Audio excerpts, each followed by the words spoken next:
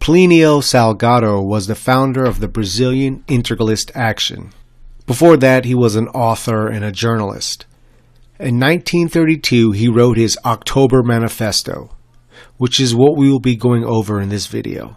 Much like in Spain and elsewhere, there was a right-wing revolt in Brazil in the 1930s, which led one Getúlio Vargas to take control and become the president. Salgado initially supported Vargas, but still desired integralism to be the guiding way for Brazil rather than Vargas's right-wing authoritarianism. So Salgado set plans to run for president, but was quickly shut down by Vargas, who had outlawed integralism altogether. In a last-ditch effort, a small band of armed integralists attacked the Guanabara Palace, which is the estate of the president.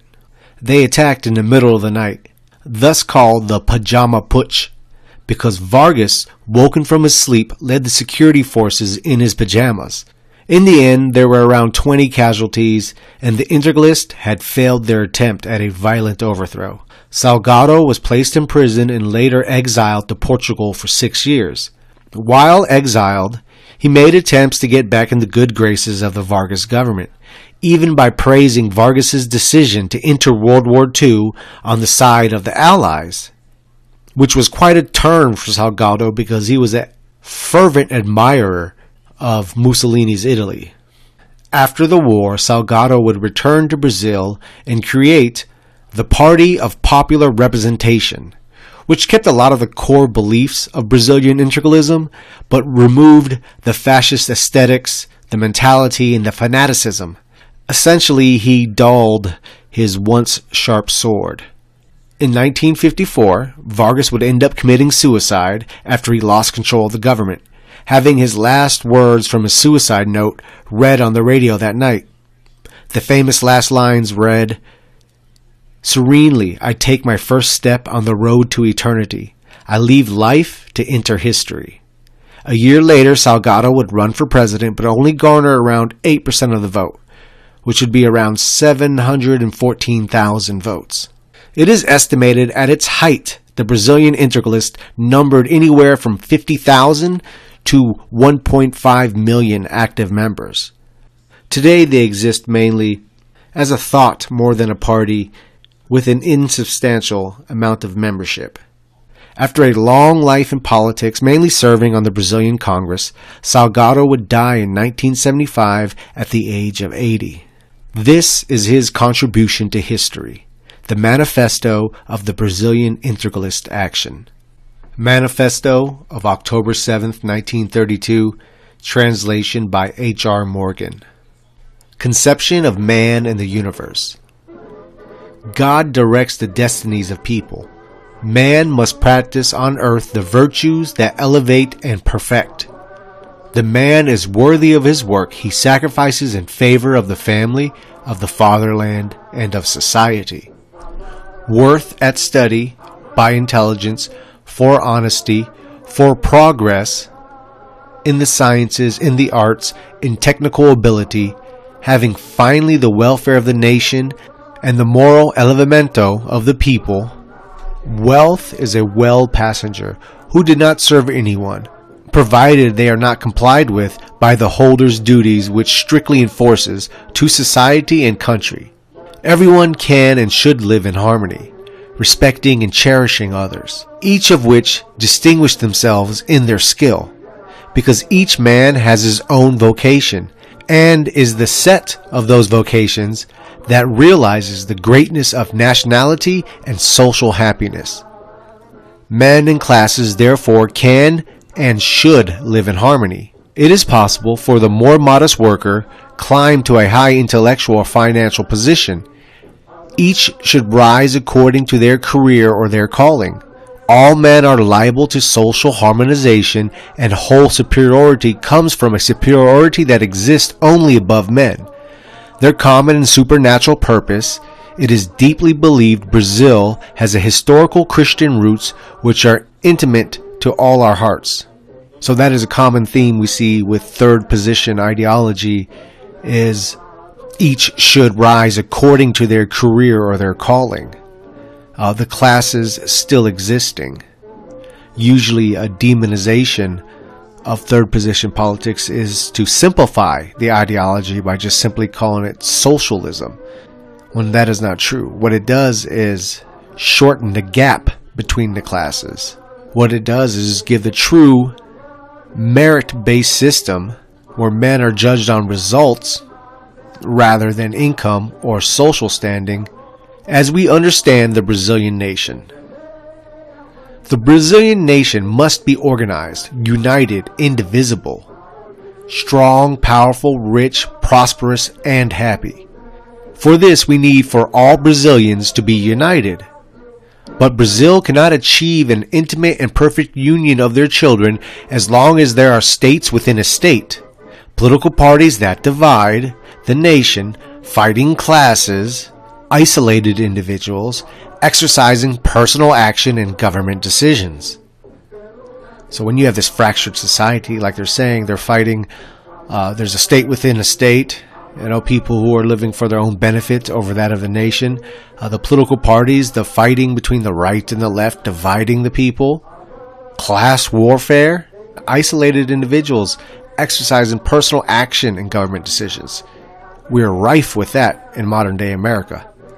The further fractions the Brazilian people, therefore the nation needs to organize itself into a professional classes. Each Brazilian should enter in their class. Their class shall elect, within their own sphere, its representatives in the municipal councils, provincial congress, and general meetings.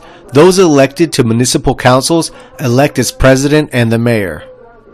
Those elected to the provincial congress shall elect the governor of their province. Those elected to the national congress elect the head of the nation, before which their ministers shall respond with an uninfluenced choice. So they're breaking down their method of electoral power, where people from classes, it's like most third position beliefs, it's a nationalist syndicalist format. Many of these syndicalist formats differ here and there, and as does in Brazil. And the leader is chosen from the Congress.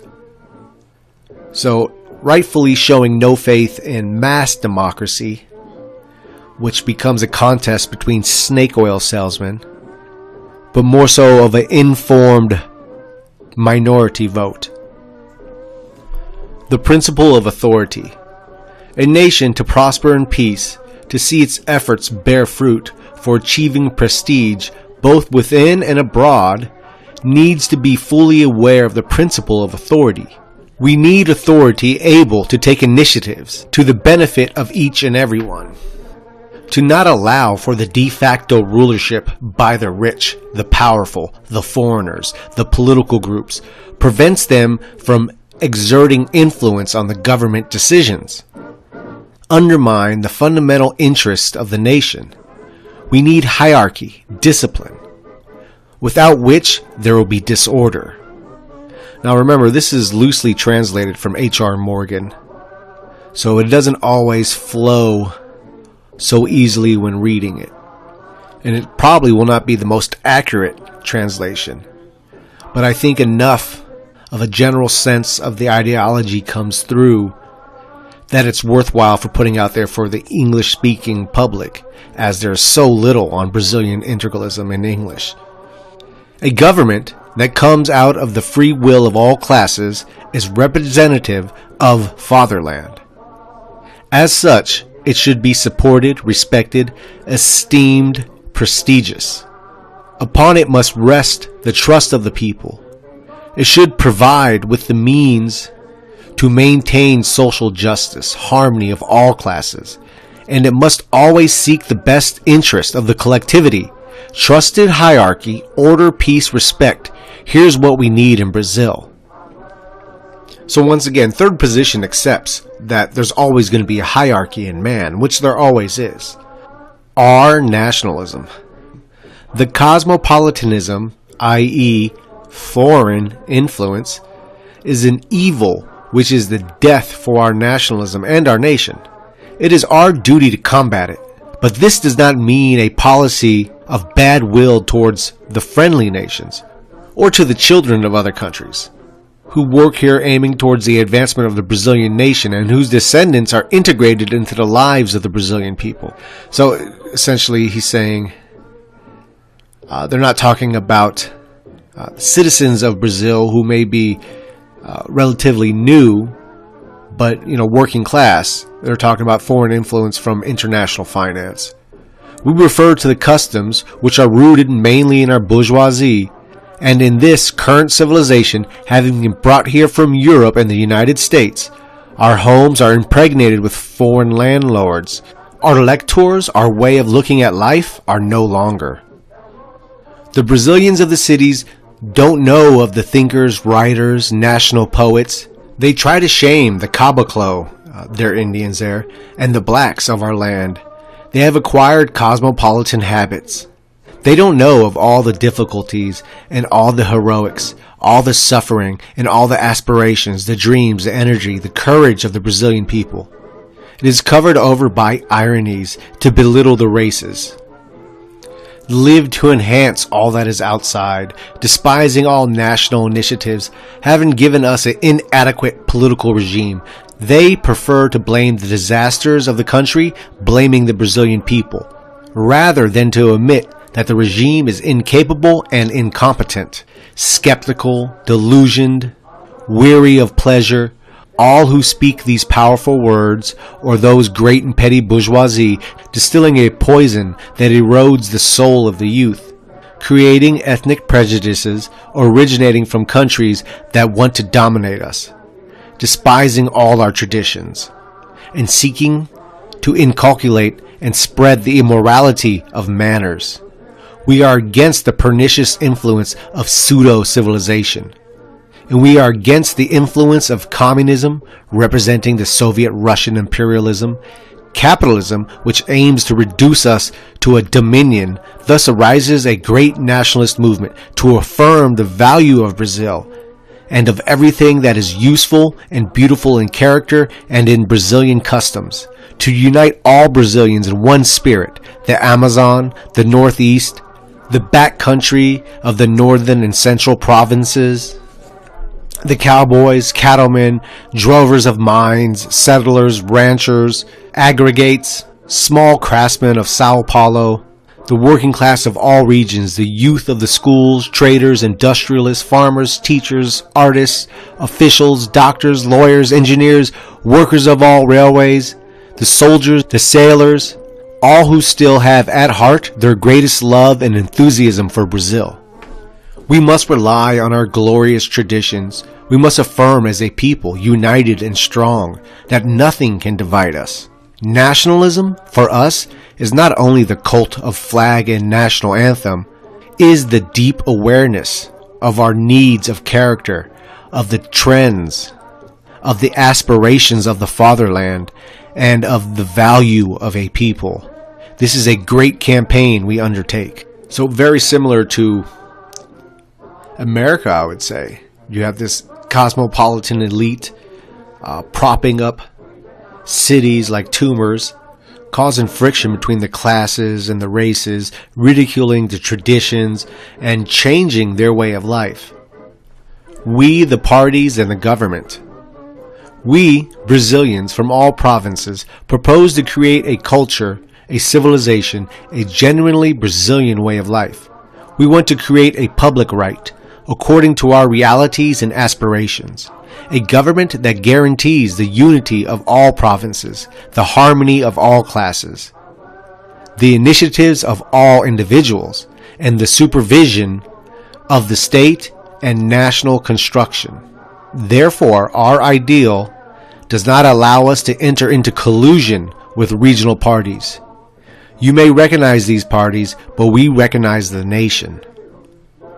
We can foresee and organize Brazil without the evil of selfish partisanship, a Brazilian state that represents and expresses all of the classes, steering the nation through the wisdom and guidance of its elites. We will not rest. We will actively pursue this end. Our homeland can no longer be dissected by the governors of states, by the parties, by classes in struggle, by the warlords. Our country needs to be unified and strong, solidly built, in order to escape foreign domination, which is a daily threat, and save ourselves from the international communism that invades the national and social body like a cancer. Therefore, we do not collaborate with any party organization which aims to divide Brazilians. We repeat the phrase from the legendary Osorio when he was writing of the fields of Paraguay, saying it did not recognize parties because they divided the nation, which must be cohesive in their time of peril. We swear today a unified fidelity, a fidelity to the fate of this generation. Those who are intellectually capable of doing so should execute the will of our political thought, or else we, Brazilian integralists, will spontaneously declare ourselves outcasts, decrying openly the phony political life of the nation, until the day comes when we have the numbers so large that we will restore our rights of citizenship. And by the strength of that number we can conquer the power of the Republic. So we march onward into the future and nothing will stop us, because with us marches the consciousness of the nation and the honor of Brazil. What we think of conspiracies and politicking of groups and factions. We are enemies of all conspiracies, of all the plots, the de facto power brokers, and insurrections. Our campaign is cultural, moral, educational, social, without prevarications and concealing distractions, with our heads held high and demonstrating our principles in the light of day. Those who exhibit their principles have no need to conspire and combine with the parties of darkness. Those who march on behalf of the clear and well-defined ideas have no need for masks. Our homeland is miserably cut apart by conspiracies.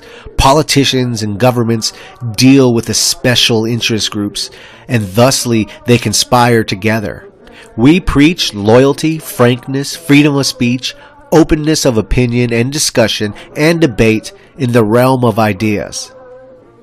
So when integrity is a part of the makeup of the politics of the people, there's no reason to hide stuff. There's no reason to hide your motive. I mean, it's out there and it's clear.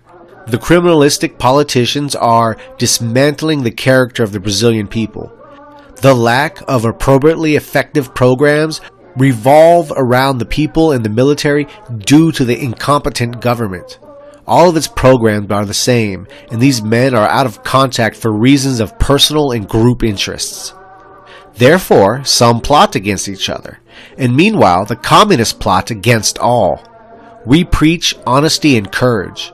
We are united by the belief in Brazil, in the family, in private property, by the desire for the organization and legitimate representation of the classes, by religious morality, believing in the direct participation of the intellectuals in the government of the Republic, by the abolition of the pseudo-states within the state, for a beneficiary policy of Brazil in South America, by a nationalist campaign against the influence of imperialist countries. We are the revolution that is on the march, but we are the revolution with ideas, honest, loyal, and courageous.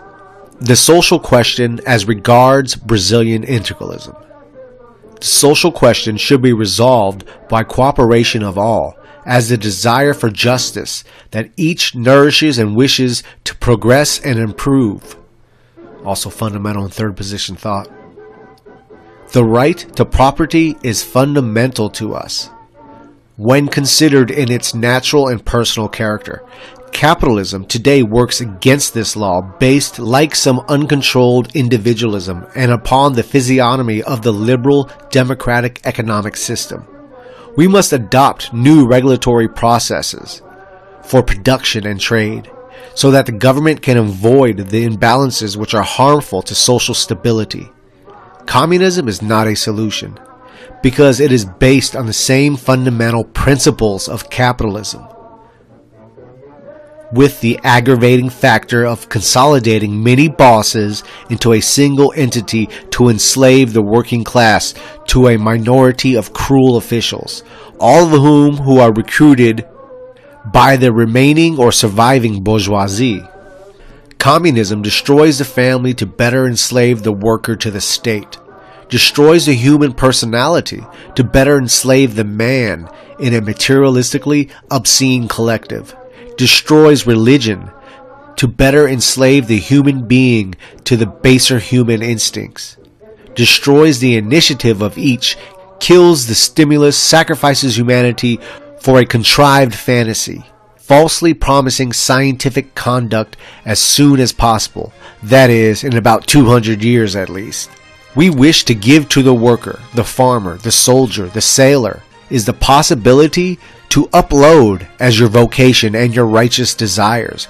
We want to empower everyone to raise themselves by their qualities, by work and consistent efforts to a better position, both in their class and outside it, and even in the government of the nation.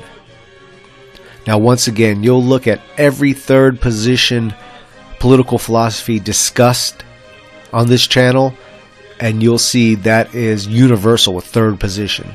The desire to create an environment where man can constantly climb, improve, and advance.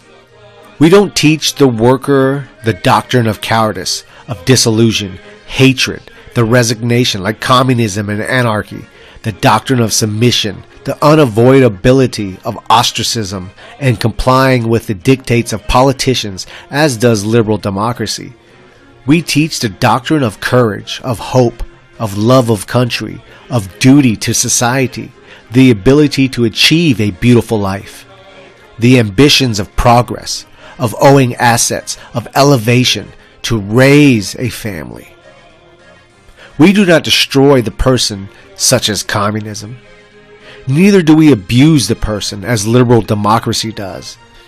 We want labor classes to exist with guaranteed salaries commensurate with their needs and interest in profits according to the effort and ability of heads held high in the taking part in the studies of matters that concern them, watching and enthusiastic like free men, taking part in decisions of government as a superior human entity.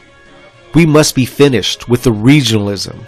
We must organize the nation, with employees participating in government through their legitimate representatives, with fair oversight exercised by the state on all producing activities through integralism. The doors will be open to all who can demonstrate abilities.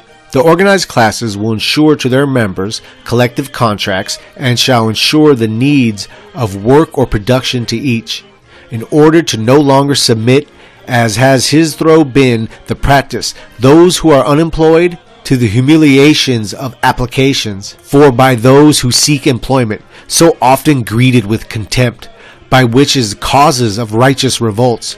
We must rid the workmen and the petty bourgeoisie of the criminal indifference of liberal governments. We must save them from the bondage of communism. We shall transfigure the worker, hero of the new fatherland, in the superior man, illuminated by the noble ideas of moral, intellectual, and material elevation. These are our purposes. The state shall be for the protection of all, the family and the nation. So great is the importance we give to the producing classes and workers as we so give to the family. It is the basis of happiness on earth, the only possible ventures. What is the happiness of man? These tiny things, so soft, so simple, the stroking of a mother, a father's word, the tenderness of a wife, the affection of a son, the embrace of a brother, the dedication of relatives and friends. Such solidarity in misfortune, illness, death, no state in its bureaucratic or legal expression can ever give at any time. Communion in the joys, triumphs, struggles, the comfort of every moment, every day, stimulates hopes of perpetuity in blood and affectionate remembrance. This is what the family is, the perpetual source of spiritual and renewal, while at the same time it is the projection of the human personality.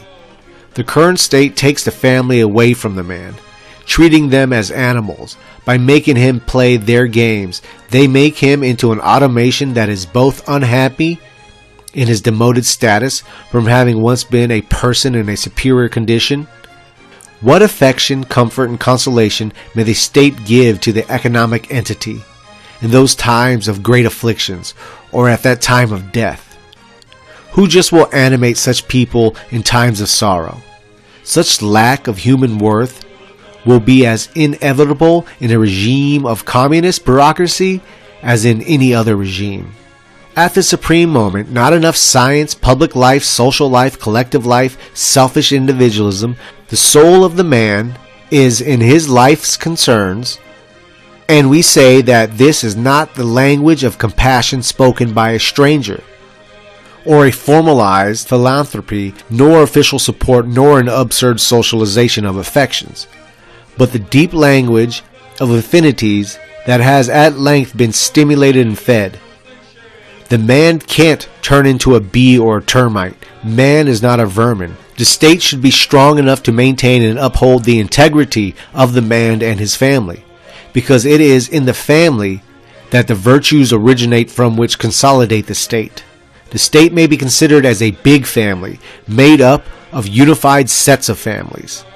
With this character is that he has the authority to map out, set the course for, and direct the nation.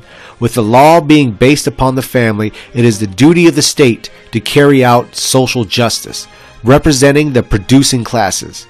We intend in this grave hour for the Brazilian family to enlist your defense in our program. Is to defend the family or the worker, of the merchant, industrialist, of the farmer, the agricultural economist, the physician, the pharmacist, the lawyer, the engineer, the magistrate, the scientist, the artist, the teacher, the official, the soldier, and the sailor against disorganization, prostitution, and ruin. We want the strong state to be based on the living forces of the nation. The municipality, center of the families, the nation cell. The municipality is a meeting of families, the man and the woman as professionals, as agents of progress and production, should apply to their respective trade classes in order that they are supported on the occasions of diseases and unemployment. That way, those who work and produce are guaranteed by their own trade class and do not need to depend on favors from political bosses, warlords, or local directors or local directories of canvassing. It is the only way to achieve free and conscious voting. The trade classes elect their representatives to the councils, as we said, and they elect their president and mayor. The municipalities must be autonomous in all respects as to their particular interest, because the municipality is a meeting of residents who aspire to well-being and progress. Administrative morality can be inspected or monitored by their own trade classes, because what determined the demoralization of city councils in the liberal system was the political support with local political bosses who gave their own personal orders to the leaders of state policy. When the parties are extinct, the municipal government will rest on the willingness of the classes. With these, no strange influence can be exerted, because everyone feels supported by the class to which they belong. There will be no way of imposing political persecution, because the local government will be free of injunctions of men who, living out of town, interfere in community affairs, as has heretofore been the common practice. The municipality, therefore, is the headquarters of families and of classes, which will be administered with honesty, will be autonomous, and will be directly linked to the national designs. The integralist state. We intend to create the integralist state, which is free of any dividing principle, political parties in the struggle for hegemony, class struggles, local factions, sectional leaders, disorganized economy, antagonism between military and civilians, antagonism between state militias and the army, between the government and the people, between the government and the intelligentsia. We intend to run the classic powers, executive, legislative, and judiciary, according to the nation's tax package, with bases in their classes in the municipality and in the family. We intend to create the supreme authority of the nation. We intend to mobilize all the technical capabilities, all the scientists, all the artists, all the professionals, each acting in their particular sphere, so as to realize the greatness of the Brazilian nation. very technocratic society. Once again, common theme amongst third position philosophy. We intend to take as the basis of our great nation the man himself from our land in its historical reality, geographical, economical, in its nature, its character, its aspirations, studying it profoundly as science and morals. This biological and psychological element will conduct social relations with safe standards of law, education, economic policy, all on the basis of legality. As the dome of this building, we will perform the supreme idea, the synthesis of our civilization, on philosophy, literature, the arts, who shall signify the direction of our national and human spirit. We intend to create with all the racial elements according to the economic imperatives of the Brazilian nation, saving it from errors of capitalist civilization and the errors of communist barbarism. To create a single expression, the economic state, the state finances, the representative state, and the cultural state. We intend to raise Brazilian populations in an unprecedented, united force never before reached, a hope ever imagined. We intend to lay the foundations of an educational system to guarantee the subsistence of the nation in the future. We increase enthusiasm to tear away from the disbelief, apathy, skepticism, and the sadness in which they live, to teach them the lessons of courage, instilling within them a certainty of the value that each has inside himself, the confidence as a son of Brazil. We will move the masses in a great affirmation of rejuvenation, to shake the fibers of the fatherland, to pry it from its depression, its dismay, its bitterness, to move forward, giving beginning to the new civilization, which, by our strength, our courage, and our faith, shall make from Brazil, ignite our continent, and influence the world. To do this, we will fight the disenchanted, the unbelievers, because at this time we do not rest for a moment, until we die or win, because with us will die or win a homeland. These are the directions of our march. Thus ends the Brazilian Integralist Manifesto. Suggested readings is Fascism, Integralism, and the Corporative Society. Codex Fascismo, Parts 4, 5, and 6 by H.R. Morgan. So once again, it doesn't matter where the third position pops up. Matters not. It's always the same. Based off the idea that a unified man, who individually is encouraged to seek the peak of his capability, that a people like that, who are also directed towards shared societal goals, can achieve the unimaginable. Unfortunately, there's a lot of powerful people that do not want that.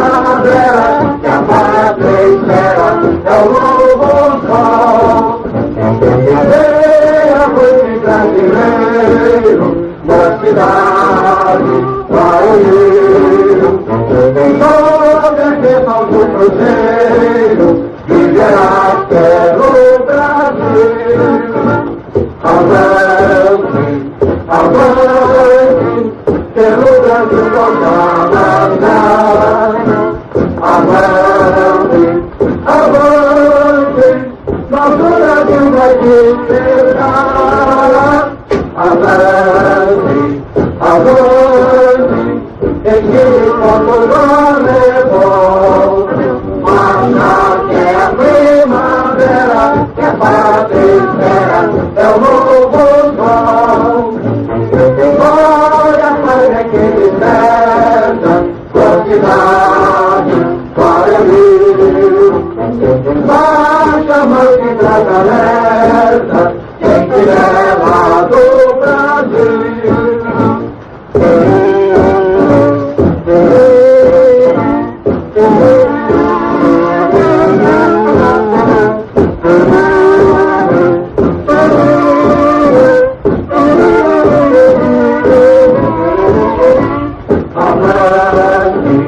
Our brother